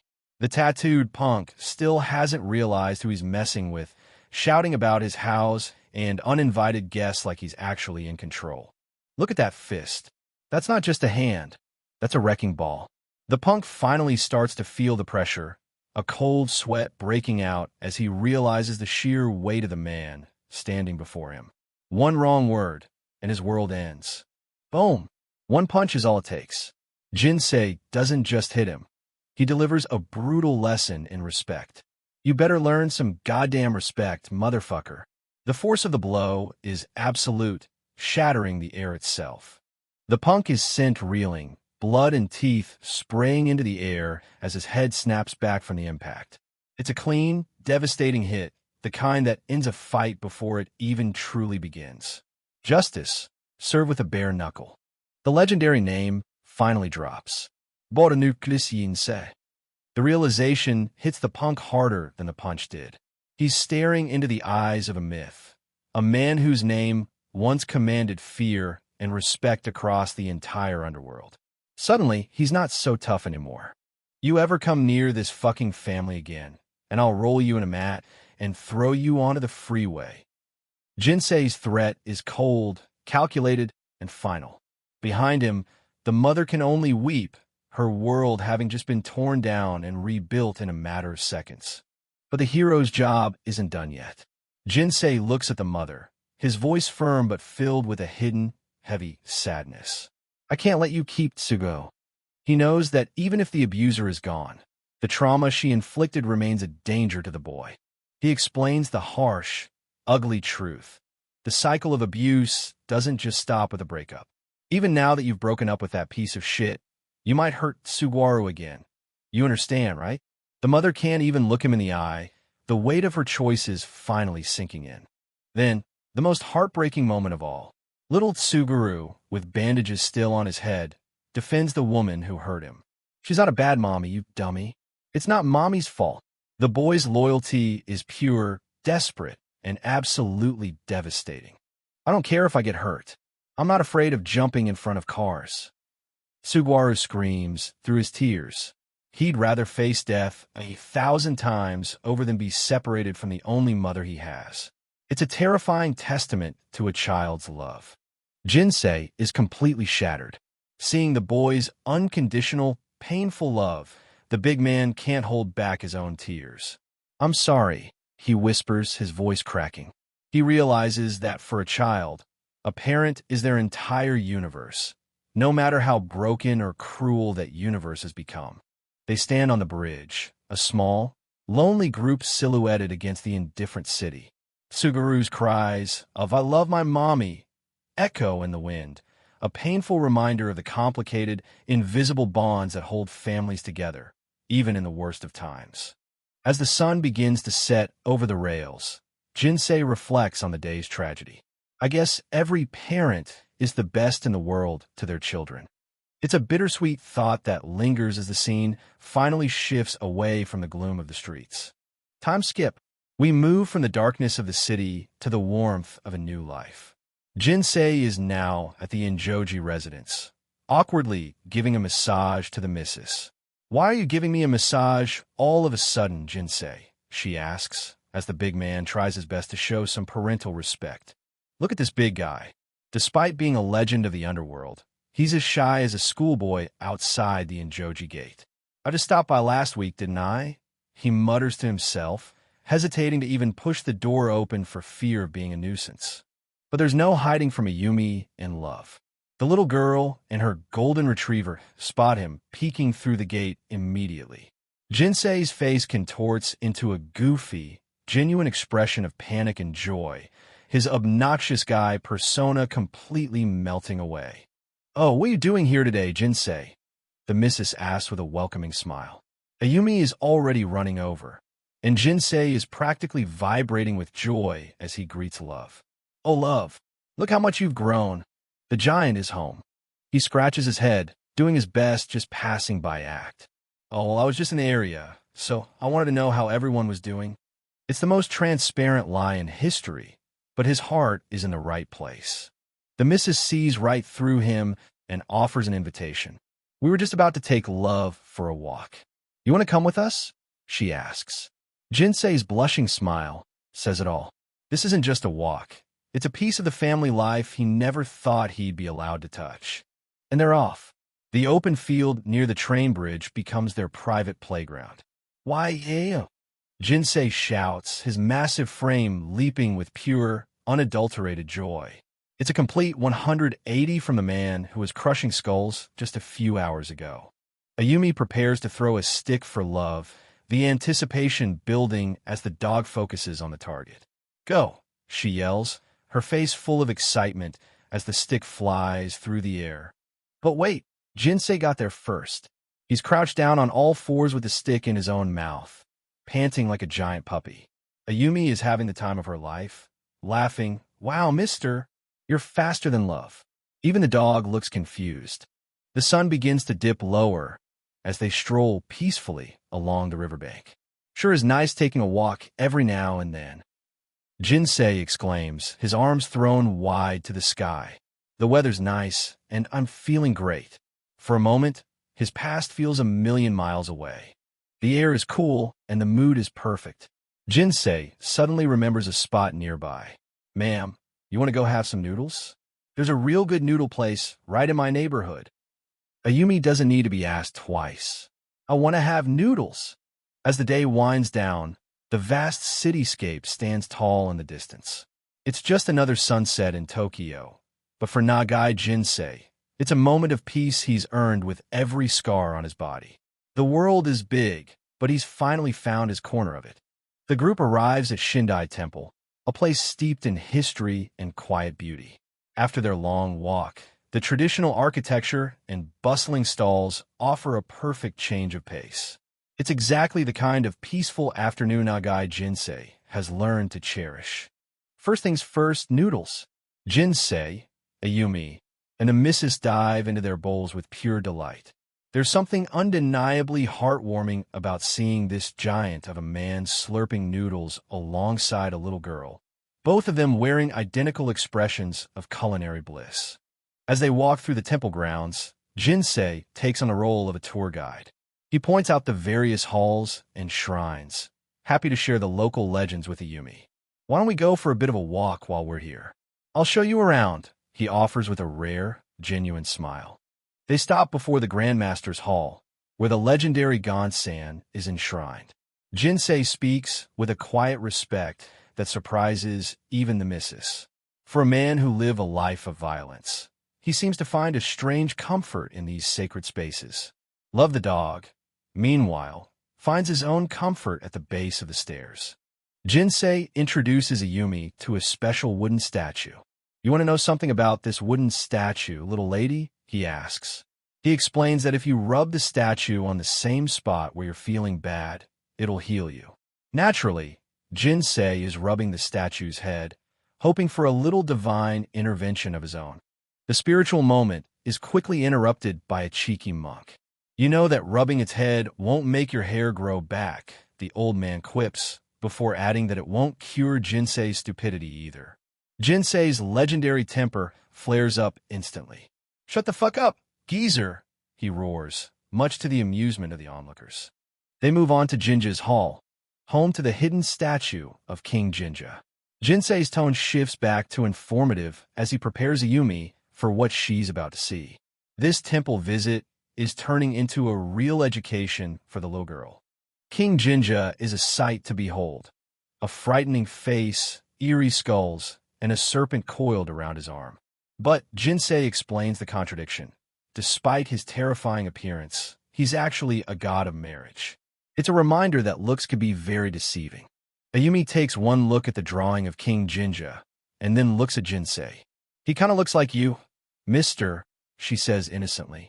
Jinsei leans in with a mock-scary face, growling NGAH. The missus can't help but giggle into her hand. The resemblance really is uncanny. As they stroll through the market street, a friendly shopkeeper calls out to them. "Hey, Jinsei, these buckwheat buns are almost expired. Go ahead and have them." It's clear that despite his looks, Jinsei is a well-known and liked figure in this neighborhood. The shopkeeper hands over the buns, but then he makes a fatal social error. "Why? You've got a girlfriend now?" Whoa, Jinsei. Don't tell me." Jinsei turns bright red, his face contorting in an explosive denial. "No, it's nothing like that, you goddamn moron," he screams, his embarrassment visible from space. The shopkeeper won't let it go, shouting after them about getting married and already having a kid. Jinsei practically runs away, dragging Ayumi in love with him, while the missus follows behind, clearly enjoying the chaos. It's a hilarious, messy moment of accidental domesticity. Jinsei bows deeply to the missus, his face still flushed. "I'm sorry, Mom. He's a real idiot, you see." But she just smiles kindly. "Oh no, don't let it bother you," she says. "But it looks like everyone around here loves you, Jinsei." Her words hit him harder than any punch ever could. The missus gazes at Jinsei with a look of quiet understanding. She reveals something deeply personal. Her husband, Chief Injoji, always said that he wanted Jinsei to have a real family. For a man who felt like an outcast his entire life, this is a staggering revelation. Jinsei is stunned into silence. He looks at the missus, his eyes wide as her words sink in. He notices the wedding ring on her finger, a symbol of the love and family that Chief Injoji cherished so much. It's a heavy, beautiful moment of connection. Memories of Chief Injoji flood back. He remembers the chief smiling, admitting that he loves his family so much it's embarrassing sometimes. Back then, Jinsei would laugh it off, but now, standing here with the missus and Ayumi, he finally understands what those words meant. To him, the Injojis are the absolute ideal of what a family should be. "The Injojis are my ideal family," Jinsei thinks to himself, a warm feeling settling in his chest. He offers to go buy some drinks, wanting to do something, anything for these people who have accepted him. But as he walks away, the world suddenly turns cold. In a sickening instant, the peace is shattered. A Yakuza punk lunges from the shadows and drives a knife deep into Jinsei's back. The sound of the blade piercing the fabric and flesh is a jarring, violent contrast to the laughter from just moments ago. The shock on Ayumi and the missus's faces says it all. Their eyes go wide with horror as they witness the sudden attack. The knife is buried deep, a lethal strike intended to end the life of the legend known as Bare Knuckles Jinsei. Panic erupts as the missus screams his name. Love the dog starts barking frantically at the intruder. But Jinsei, incredibly, remains on his feet. He doesn't collapse or cry out in pain. Instead, he calmly tells the missus, "Ma'am, I'm okay. Please don't mind me. It's a display of terrifying resilience. The punk is shaking, his eyes wild as he repeats, die. Please, D. He can't believe Jinsei is still standing. Jinsei just stares back, cold as ice. Are you a punk from Shinya Enterprises? He asks calmly. He even gives the kid some advice. When you put the knife in me, you gotta twist it. He's mocking the very attempt on his life. The punk finally realizes his mistake. He's not just fighting a man. He's fighting a force of nature. Jinsei starts to turn around, his massive frame looming over the trembling attacker. The sheer aura of death coming from the giant is enough to make anyone's blood run cold. The retaliation is swift and brutal. Jinsei swings a massive arm, his fist a blur of motion. There's no finesse here, just raw, overwhelming power intended to crush the person who dared to interrupt his peaceful afternoon. One punch is all it's going to take. With a single, thunderous blow, the attacker is sent spiraling like a rag doll, his face ruined before he even hits the pavement. Blood soaks into Jinsei's suit from the blade, still buried in his back, but he doesn't flinch. Never mess with bare-knuckles Jinsei, he growls. The shadow of the monster he once was momentarily eclipsing the gentleman they spent the afternoon with. The warmth of the afternoon has vanished, replaced by the chilling aura of a predator. As the Mrs. and Ayumi watch in frozen horror, Jinsei barks a harsh command. Stay back. He stands as a bloodied shield between them and the danger, painfully aware that his very existence has finally brought the violence of the underworld into their light. Even with a knife buried in his back, Nagai Jinsei tries to play it off with a laugh. He apologizes for yelling and urges the Mrs. and Ayumi to go home, claiming the injury is nothing to worry about. But as they look on in horror, he finally admits the bitter truth to himself. I'm a Yakuza. Jinsei watches them with a heartbreakingly gentle expression. I had a lot of fun today, he says, but his words are laced with a profound sadness. He realizes that no matter how much he loves them, he belongs to a world of violence and shadows, a world entirely separate from the warmth of the Enjojis. The tears he tried so hard to hide finally fall. Jinsei thinks of the Enjojis as something pure and white, while he sees himself as a dark, indelible stain. The more beautiful and pure white something is, the more the stains stand out, he reflects. His love for them is precisely why he believes he must keep his distance. He stands alone in the street as the family walks away, his silhouette a solitary figure against the fading light.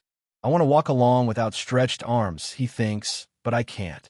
To a man raised in the shadows, the sun of their happiness is simply too bright to bear.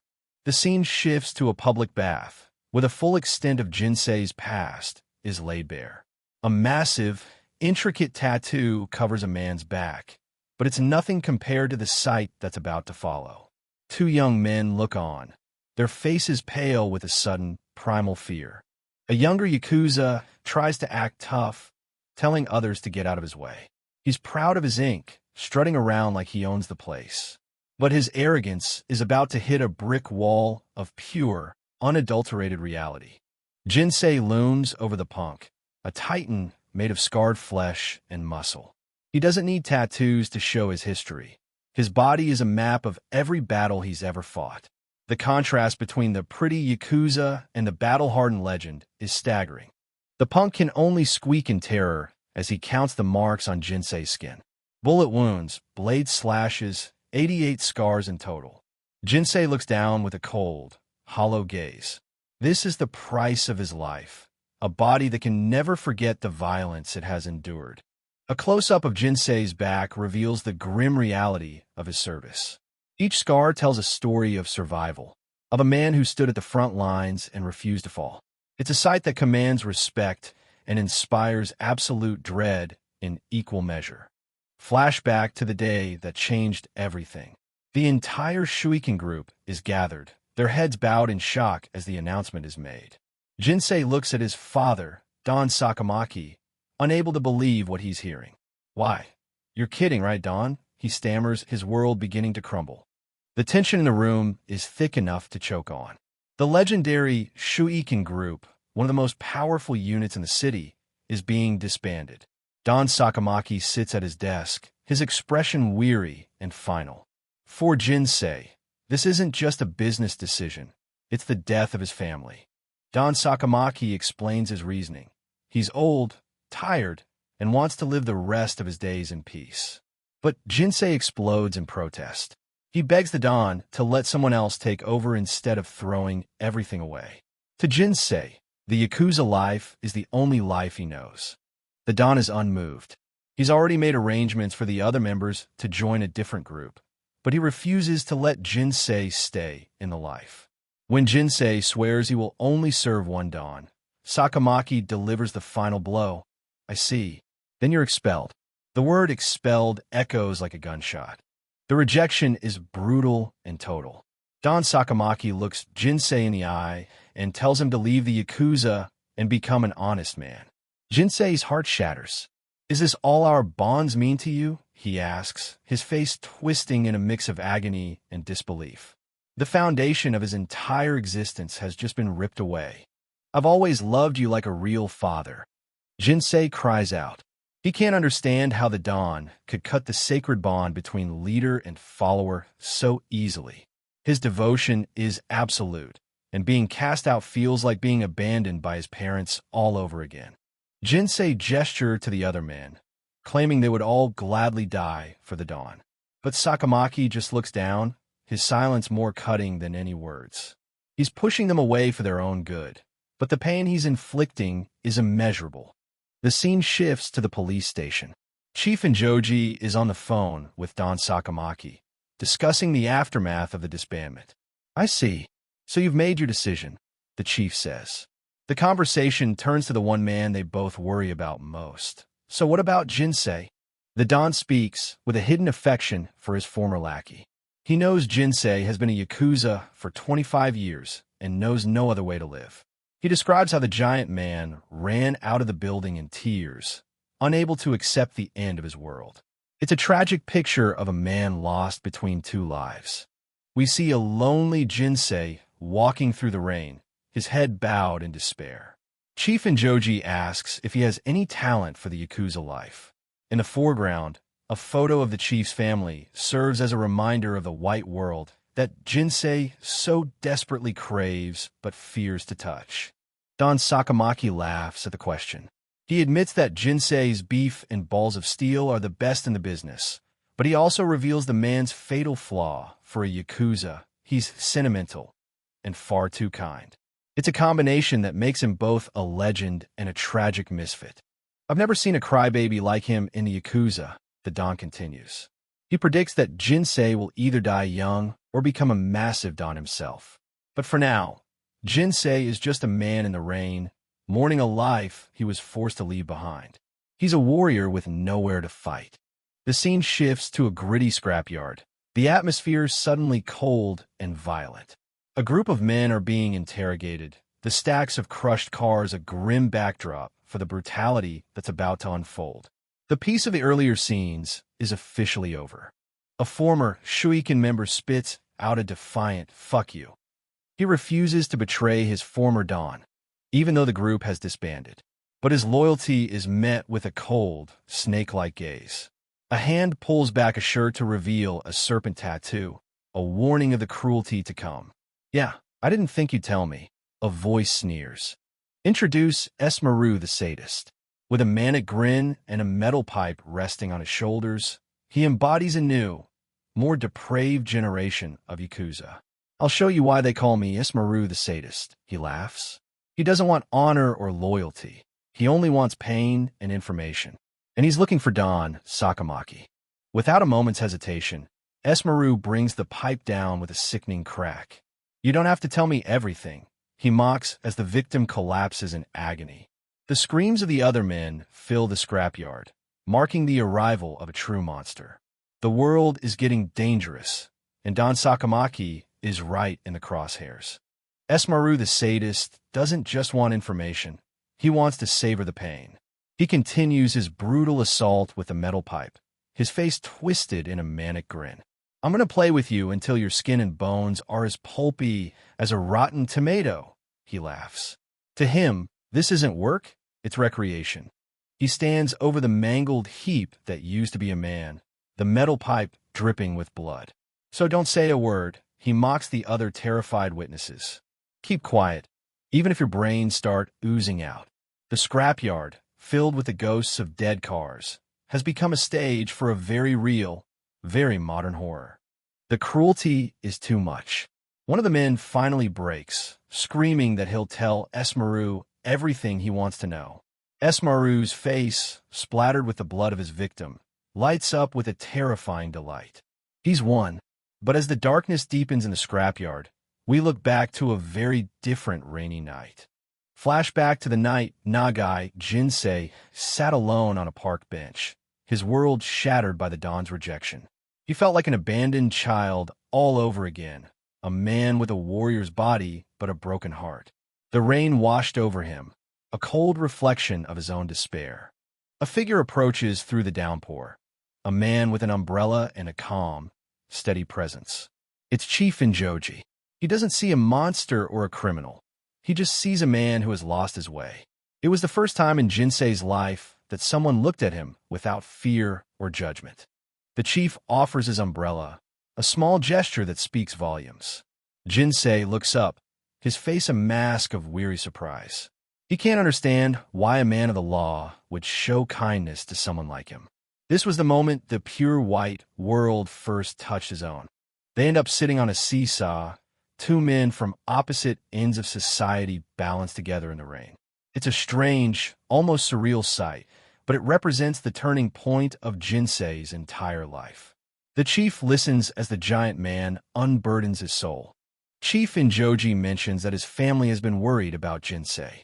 Jinsei bows his head, admitting he didn't think it was right for a Yakuza to be hanging out at a police chief's house. Even then, he was trying to protect their purity from his stain. But the chief has a solution. Then why not quit the Yakuza? The chief asked with a knowing smile. He sees the goodness in Jinsei that Jinsei himself has forgotten. He challenges the big man to walk away from the violence and find a new purpose. It's an invitation to a life Jinsei never thought possible. The chief makes his offer. Jinsei, how would you like to work in my house? It's a simple request, but to Jinsei, it's a lifeline thrown into a stormy sea. He looks up in absolute shock, unable to believe that someone would trust him enough to bring him into their home. Why, you don't mean? He stammers. The tears that fall now aren't from pain or abandonment. They're from pure, overwhelming joy. No, I'm just so happy and grateful. And I'm sorry. Jinsei sobs. On that seesaw, under the cold rain, the bare knuckles, Yakuza died, and the gentle giant was born. He finally found a place where he belonged. Return to the present day. A luxury Bentley cruises through the city streets, carrying Don Sakamaki. It's a symbol of the power and wealth he's accumulated over a lifetime in the shadows. But in this world, peace is a fragile thing, and the Don is about to find out how quickly it can be shattered. The Don is wondering what Jinsei is doing, perhaps missing his most loyal son. But his thoughts are interrupted as a truck suddenly blocks their path. The driver's eyes go wide as he realizes something is wrong. Seriously, where could he be moping around this time? The Don mutters, unaware of the danger just feet away. The back of the truck swings open, revealing a nightmare. A squad of masked assassins, armed to the teeth with submachine guns and pistols. The Don can only gasp, "What?" as the first gunman levels his weapon. The silence of the afternoon is about to be replaced by the roar of gunfire. In an instant, the street becomes a war zone. The assassins open fire, a hail of lead shredding the Bentley's windshield and body. Glass sprays everywhere as the shooters move with cold, clinical precision. It's a professional hit, intended to leave no survivors. The Don's life of peace has come to a violent, bloody end. The car is a wreck, riddled with bullet holes and soaked in blood. Inside, the Don lies slumped over, caught in the middle of a metal and glass coffin. As the shell casings hit the ground, the message is clear. The past has finally caught up with everyone. The peace Jinsei fought so hard for is over, and the monster inside him might be the only thing that can save what's left.